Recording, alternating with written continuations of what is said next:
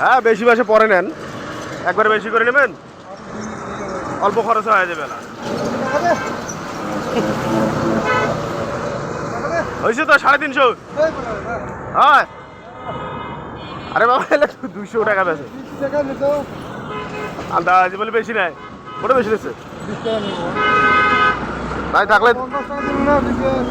থাকলে 10 টাকা দিন হয় নাই 10 টাকা। আচ্ছা আরেকদিন আসলে 10 টাকা কম দেন।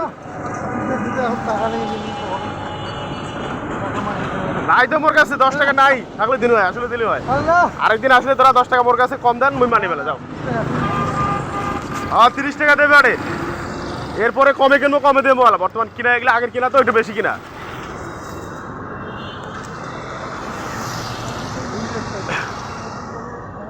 যাও এদিকে, যাও এদিকে ঘুরে দাও, এদিকে ডান পায়ে ঘুরি না তাহলে হয়ে বেলা।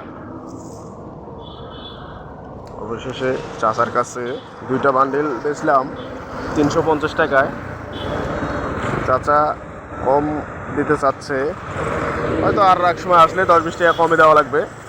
চাচা ভালো মনের মানুষ।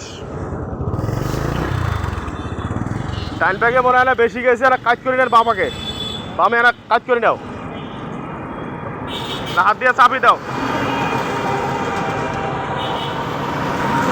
হ্যাঁ হ্যাঁ ওটাকে ফাঁকা যা আর ঠিক করে নাও।